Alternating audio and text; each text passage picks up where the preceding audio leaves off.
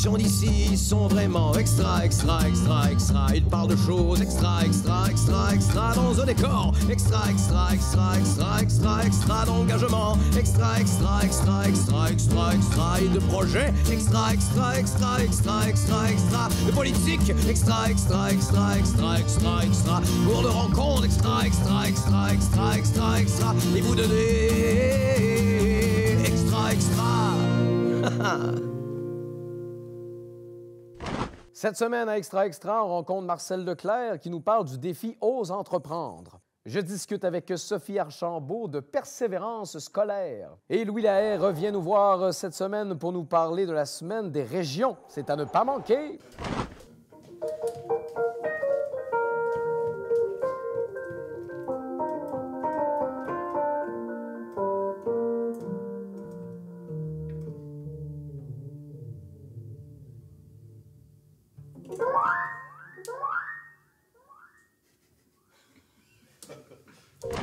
Je suis avec Marcel Leclerc et aujourd'hui, on parle de la 26e édition de Ose entreprendre. Donc, 26e édition, ça fait quand même un bout que ça existe.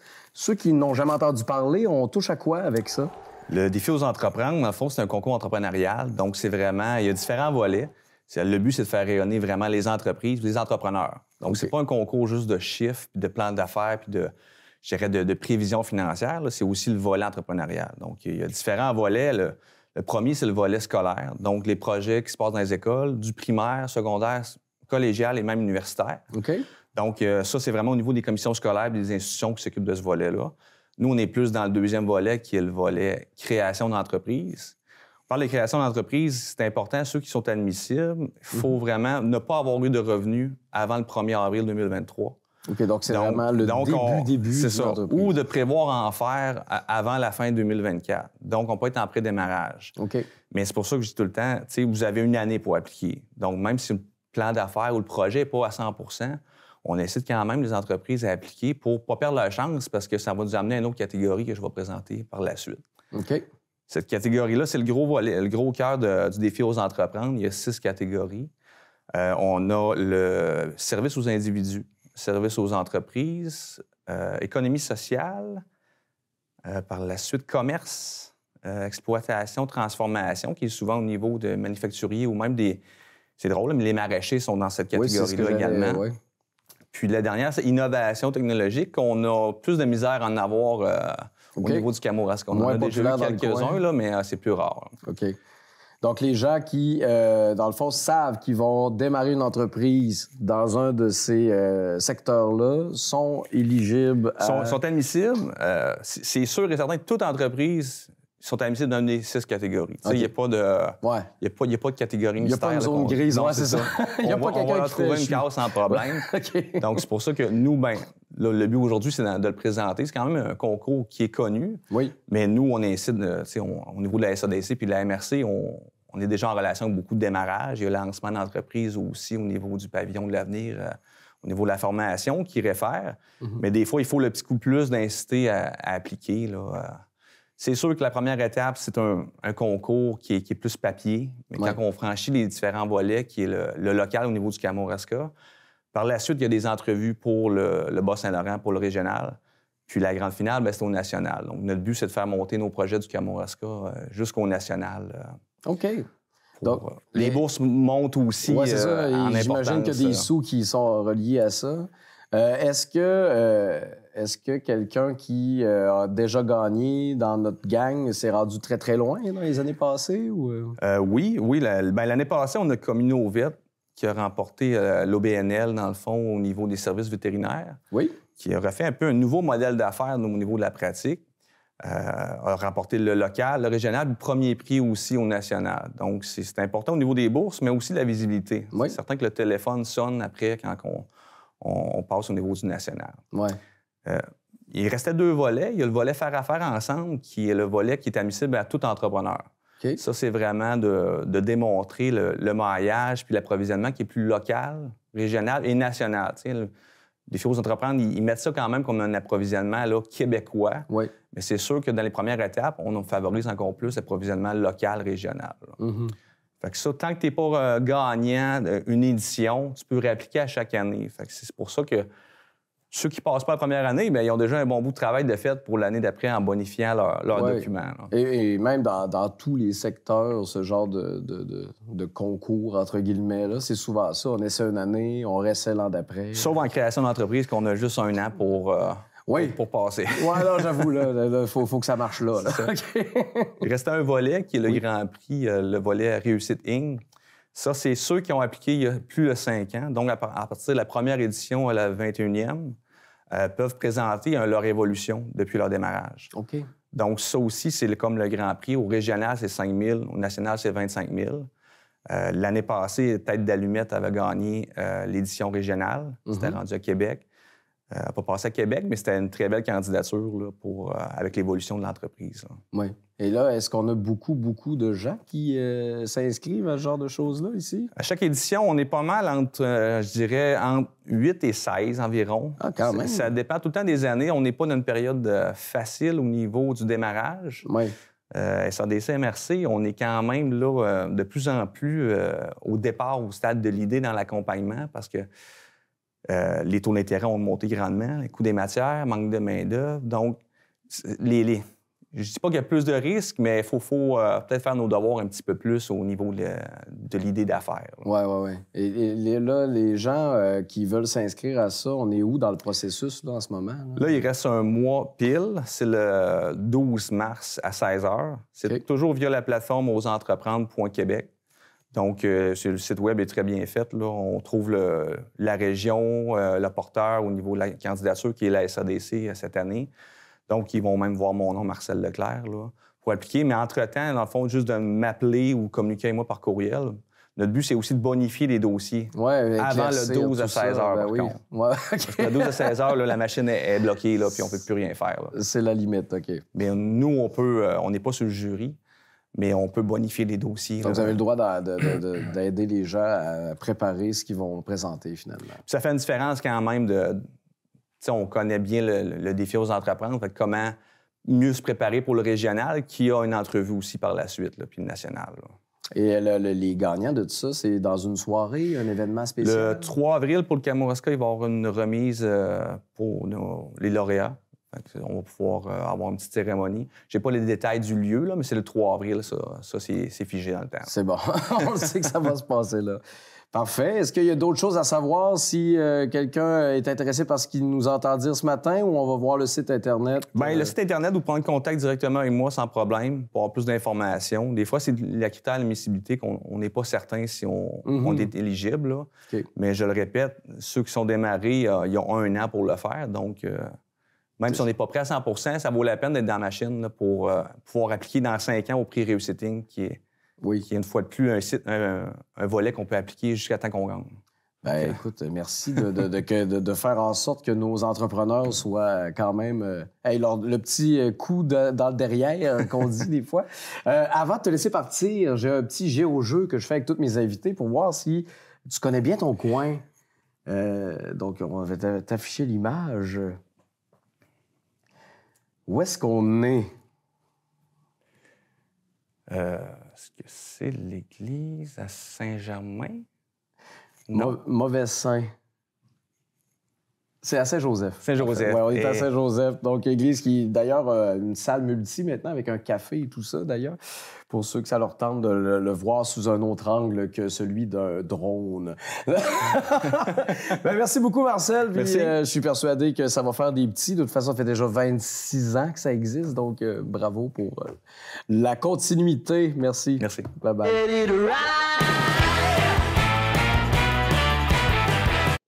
Tu veux faire du sport? C'est maintenant que ça part.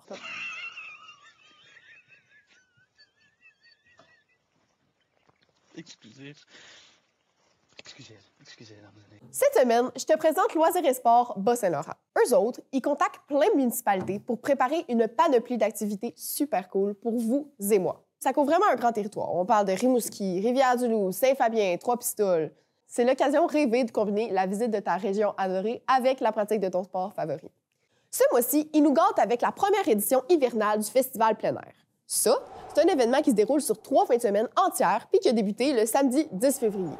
Dans le fond, on a déjà vu raquettes, randonnées, camping hivernal, disco sur glace. Mais maintenant, laissez-moi vous présenter ce qui vous attend ce samedi, le 24 février. Il y a la municipalité de Saint-Philippe-de-Néry qui organise une petite après-midi festive au club de ski de fond Bonne Entente. Vous allez pouvoir faire raquettes et glissades gratuitement, puis on me dit même à l'oreille que chocolat chaud et guimauve vont attendre ceux qui vont braver le froid. Fait que je sais même pas ce que vous attendez. Mais si jamais c'est pas trop votre style, j'ai quand même une autre option pour vous. Parce qu'à l'Apocataire, au même moment, on propose aux jeunes une activité de fat bike. Donc ça, c'est organisé grâce à Cosmos Kamouraska et Zone Aventure. On leur donne une bonne petite main d'applaudissement. Donc les jeunes, accompagnés d'un guide, vont pouvoir faire la visite du Boisé-Beaupré puis même prendre une petite bouchée à la fin de leur parcours. Si vous êtes intéressé par cette aventure-là, c'est important de communiquer avec Cosmos Kamouraska, soit en leur écrivant ou en les appelant, pour réserver votre place dès maintenant. Bref, il y a plein d'autres belles activités qui sont prévues en région en fin de semaine dans le cadre du festival plein air. Puis vous pouvez toutes les consulter sur le site Internet de Loisirs et Sports Bas-Saint-Laurent. Parce que, quand même, faudrait pas manquer ça. Ce serait pas fort fort.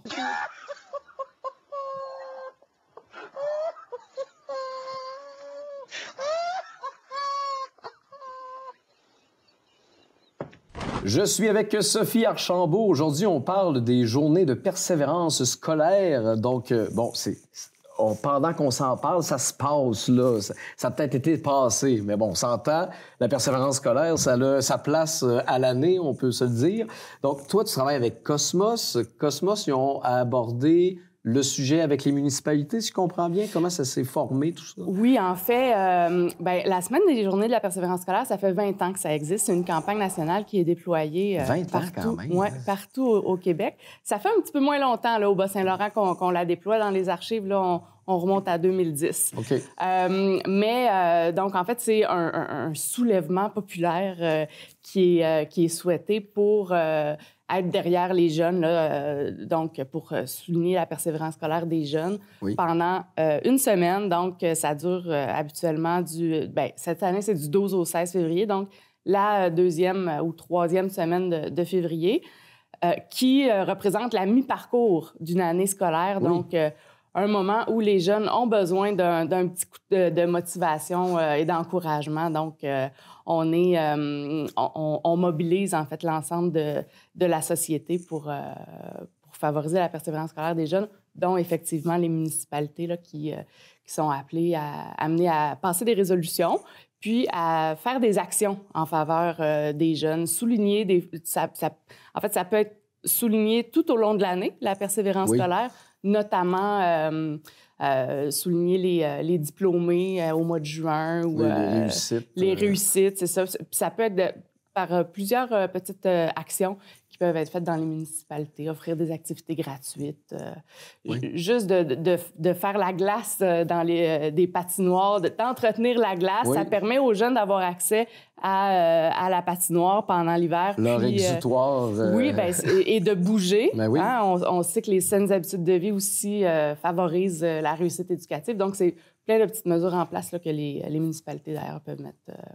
Et là, on parle vraiment de tous les étudiants. On ne parle pas juste du secondaire ou quoi que ce soit, parce qu'il y a aussi un volet pour concilier travail-études, si je comprends bien, qui a été mis de l'avant. Un site Internet, peut-être? Oui, en fait, il y a de la sensibilisation qui est faite pour la conciliation études-travail. Donc, pour les jeunes, effectivement, du secondaire et des études post-secondaires. Oui. Il y a un site Internet qui a été une plateforme Internet. C'est un outil diagnostique que les jeunes peuvent compléter. C'est un questionnaire qui dure environ 10 minutes. Okay. Puis, ça permet de voir qu'est-ce qu'il y en est de ma conciliation études-travail, vie personnelle. Combien d'heures je passe à dormir, ce qui est quand même très important. Oui, il en faut au final. Oui, pour être en forme, pour pouvoir tout faire, il faut dormir. Donc, ça met en fait en lumière le nombre d'heures de sommeil, le nombre d'heures qu'on passe à l'école, le nombre d'heures qu'on passe pour les travaux et les travaux scolaires et le travail rémunéré. Donc, ça permet aux jeunes de se questionner. Puis, c'est un outil qui existe depuis 2019, mais il a vécu une refonte là, cette année. Puis, on en fait la promotion et en fait, le mercredi 14 février, il y a un webinaire qui qui a lieu, puis qui est disponible sur le site Internet cosmos.qc.ca, donc en rediffusion. Ça s'adresse aux intervenants jeunesse qui travaillent avec les jeunes, puis qui voudraient accompagner, sensibiliser les jeunes à adopter de meilleures pratiques de conciliation et de travail pour avoir une vie plus équilibrée. Normal, oui, c'est ça. Donc, ça leur permet d'avoir une petite introspection sur est-ce que tu vois où est-ce que la chandelle brûle trop vite, finalement. Avec ça, oui, exactement. C'est pas quelque chose qui est prescriptif, donc on n'est pas dans le tu devrais arrêter de travailler, tu devrais mettre plus de temps dans tes études. C'est vraiment, on se questionne. Puis, ce qui est intéressant, c'est quand on est intervenant ou un parent, mais on peut amener le jeune là, à avoir une discussion avec son jeune pour l'aider dans son parcours d'études. Et là, si on parle finalement de travail, on parle aussi d'employeurs. Est-ce qu'il y a quelque chose qui est fait auprès des employeurs pour qu'il y ait cette conscience-là que peut-être qu'ils ont des employés qui ont de l'école? Oui, c'est tout aussi important, la sensibilisation aux employeurs, je vous dirais. Puis, en fait, à Cosmos, on est dans chacune des 8 MRC, là, il y a des actions qui sont faites en faveur des employeurs. Ici, au Kamouraska, il y a la reconnaissance employeur engagé.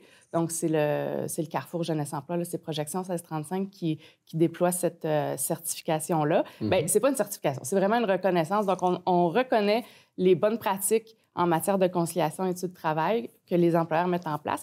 Et ça permet aux jeunes de dire qui désirent là, commencer à travailler pour un premier emploi ou essayer de trouver quelque chose qui fit dans leur horaire. Oui, bien, ça permet de dire, celui-là, cet employeur-là, il est dans la même municipalité, puis c'est un employeur engagé. Donc, je sais que si je vais travailler là, mon employeur va respecter mes horaires d'école, va respecter aussi, en tout cas, on va pouvoir s'entendre sur les moments clés où j'ai des examens, où je pourrais peut-être moins travailler. Donc, il y a quand même là, plusieurs mesures qui sont mises en place. J'imagine que c'est bon pour un employeur de dire j'ai cette souplesse-là quand on cherche de la main-d'œuvre. Effectivement, dans le contexte actuel, ça peut être un moyen là, pour attirer des jeunes travailleurs dans le respect de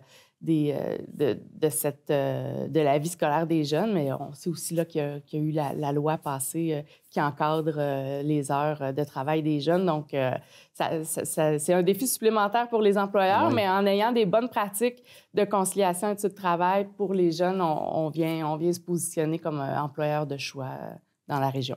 Donc, si jamais on a des employeurs qui nous écoutent, qui sont intéressés à mettre de l'avant ce genre de choses-là, ils contactent qui? Au Kamouraska, on peut contacter Julie Proulx chez Projection 1635. J'imagine qu'on peut mettre les coordonnées. Oui, on les connaît bien en plus, Projection 1635 dans le coin. Donc, écoute, merci d'avoir éclairci tout ça un peu. Si les gens sont intéressés à avoir un peu plus d'informations, on peut aller sur le site de Cosmos, si je comprends bien? Sur le site cosmos.qc.ca, il y a une page qui parle de la conciliation études-travail, mais il y a aussi plein d'autres actions qui sont mises de l'avant sur la réussite éducative des jeunes puis la persévérance scolaire tout au long de l'année. Les partenaires travaillent très fort sur cet enjeu-là. Tout le monde sait que c'est notre demain qu'on est en train de gérer là. Oui, c'est important. actuellement. Puis, en fait, on dit souvent un proverbe qu'on utilise beaucoup, ça prend un village pour faire un monde, pour élever un enfant. Donc, on fait tous partie de ce village-là. Puis c'est important d'être soutenant puis d'encourager les jeunes. On peut tous faire un petit geste supplémentaire. Oui, faisons la différence. Écoute, juste avant de te laisser partir, j'ai le petit géo-jeu que je fais à tous mes invités pour voir si tu connais bien ton coin. Donc, de regarder l'image et de me dire, d'après toi, où est-ce qu'on est? C'est une bonne question.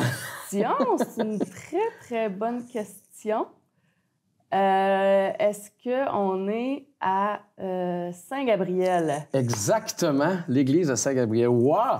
Moi, je me disais, c'est une église, il y en a 40 000 des églises. Saint-Gabriel, bravo! Non, mais avec le parc de jeux puis le toit de l'école, là, on connaît notre coin, mesdames et messieurs. On connaît bien. Donc, merci beaucoup. Donc, à plus, sûrement, on va se recroiser pour d'autres beaux contextes comme ça. Merci beaucoup de l'invitation.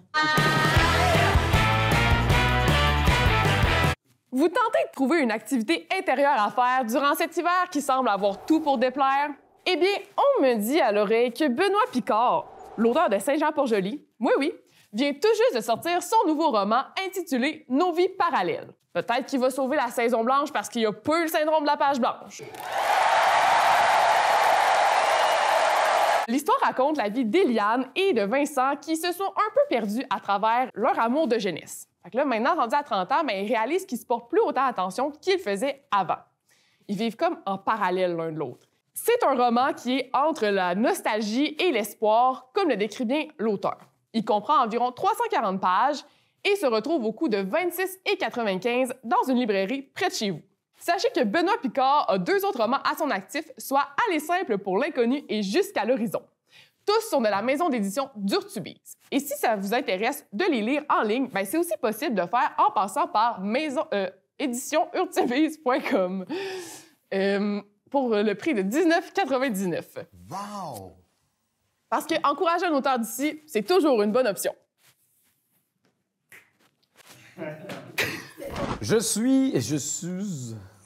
J'ai manqué de dire je suis. Ça va, le nez? Parfait. Je suis avec Louis Lahaye pour... Ah, salut, jeune homme. Émile, j'aimerais que tu t'assoies sur la chaise, s'il te plaît, pendant qu'on va se parler, Benoît et moi. On s'est tout présenté. Émile, il y a Carl qui est là, Guillaume, puis Benoît. Fait que là... Je suis avec Louis Lahaye. On parle aujourd'hui de la Semaine des régions. Donc, la Semaine des régions, vite comme ça, c'est quoi pour quelqu'un qui n'a jamais entendu ça? C'est un moment de l'année où Place aux jeunes fait du bruit à la grandeur du Québec. Donc, on s'intéresse aux grandes villes, Montréal, Québec, Sherbrooke, Gatineau. On essaye de mieux faire connaître nos services. Donc, pour les finissants, il y a toujours une nouvelle cohorte qui arrive, fait qu'il faut répéter d'une année à l'autre. Puis la Semaine des régions aussi, c'est le moment où on s'approprie cette démarche-là de promo, de communication qui est lancée par le National, notre organisation qui est dans les grandes villes. Puis, on rapatrie ça localement. Donc, à l'échelle locale, cette année, au Bas-Saint-Laurent, on a sorti un guide pour apprivoiser le changement. Okay. Donc, un petit guide qu'on a monté avec une psychologue clinicienne qui nous a aidés pour lister les enjeux qu'on peut vivre soi-même, mais aussi en couple, en famille, aborder des questions des fois touchées avec les enfants. C'est un petit guide dont on est bien fiers, puis il va aller en réimpression bientôt. OK. Donc, en gros, c'était ça cette année. OK. Puis, et là, dans le fond, qu'est-ce qu'on retient de cette semaine-là? Est-ce qu'il y a des chiffres qui apparaissent en termes avec les gens qui viennent dans le coin, etc.? Est-ce que c'est bon signe, ce qui se passe? Ou... Oui, c'est bon signe. Tu sais, pendant la pandémie, on avait parlé beaucoup des gens qui fuyaient les grandes villes. Il y avait cet élément-là.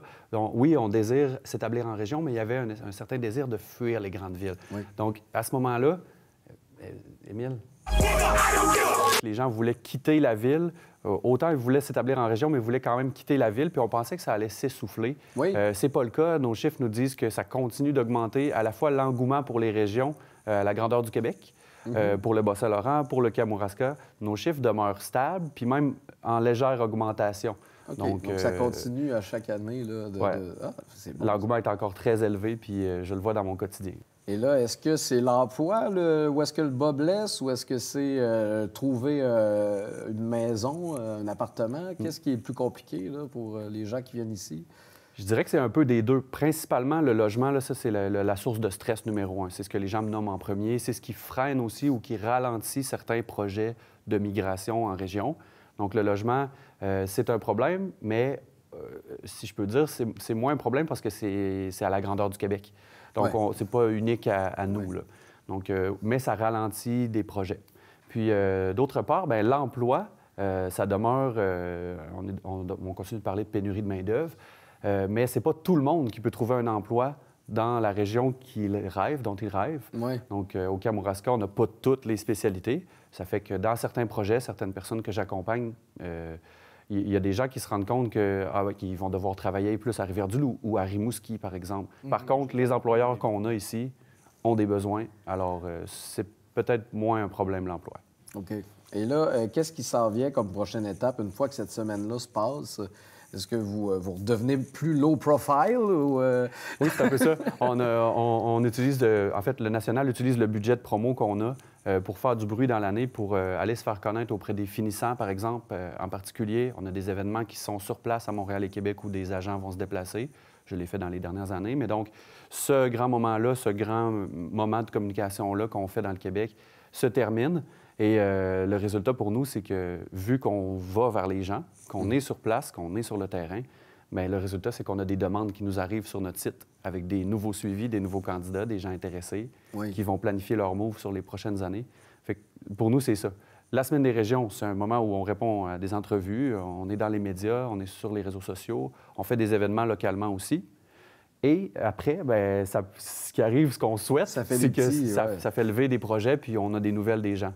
Donc, c'est ce qu'on souhaite. Mais ça nous donne aussi un coup, un petit rush à donner à notre fin d'année. Il y en a qui font on ne veut pas non plus devenir une grosse ville pour autant. Est-ce qu'il y a des craintes comme ça qu'on revoit? Est-ce qu'on a l'impression que l'impact d'avoir de plus en plus de gens peut peut-être devenir un couteau à double tranchant? Ou... C'est une bonne question, mais je pense que quand on observe la démographie des dernières années puis le flux migratoire, il y a beaucoup de gens qui partent quand même. Puis, même si on a beaucoup de nouveaux arrivants, ça ne compense pas encore le fait qu'il y a beaucoup de jeunes qui partent et qui ne reviennent pas. Donc, on commence à avoir un bilan positif migratoire. Au Bas-Saint-Laurent, là, c'est tout récent, mais on a comme 20 ans à rattraper. Puis là, je n'ai pas commencé à parler du bilan naissance-décès. Donc, pour la population du Bas-Saint-Laurent, puis même de toutes les régions du Québec, on peut en amener en masse encore des nouveaux arrivants. Ouais, finalement, c'est l'avenir de la vie, finalement, de ces régions-là qui est importante là-dessus. Oui, c'est ça. Je pense pas qu'il va y avoir une explosion démographique. On ne sera pas Montréal demain matin. Non. Puis, moi, j'accompagne à peu près 30 personnes par année qui décident de migrer au Kamouraska, là, donc dans l'année. Puis, ce chiffre-là, il est stable. Puis, il y a donc, on en a besoin, finalement. Bien sûr, bien sûr. Si vous parlez à n'importe quel employeur du coin, je pense qu'il va vous dire qu'on a encore besoin de monde. Bien, merci, Louis. Écoute, avant de te laisser partir, toujours le bon vieux Géo-jeu. Oui. Il est rendu un habitué. Est-ce que tu peux me dire où est-ce qu'on est? C'est dur, ça. Oui, c'est l'angle qui est pas évident. C'est vrai qu'on le voit pas souvent de cet angle-là. Je sais pas, j'en ai aucune idée. C'est la fromagerie Le Mouton Blanc à la Pocatière. Bien, qui est derrière cette maison-là. C'est le chemin pour s'y rendre. Oui, c'est ça, exact. Oui, c'est vrai qu'on le voit pas dans cet angle-là parce que la côte monte. Oui. C'était un piège. C'était un piège. Bref, merci beaucoup, Louis. Ça me fait plaisir. En souhaitant que la région continue à être aussi populaire. Ben oui. On se revoit sûrement bientôt. À bientôt. Conclusion. OK. C'est tout pour cette semaine pour Extra Extra. On se revoit la semaine prochaine. Hey, Émile, t'es bon. Bravo, Émile. Yeah! T'as bien fait ça? Es-tu content d'avoir vu le studio? D'être venu à la télé? Oui. Tu vois, les caméras, c'est ça qui enregistre l'image. L'image qu'on voit à la télé, elle entre dans la caméra, puis après ça, c'est ça qu'on voit. Puis regarde ici, j'ai un petit micro qui enregistre ma voix.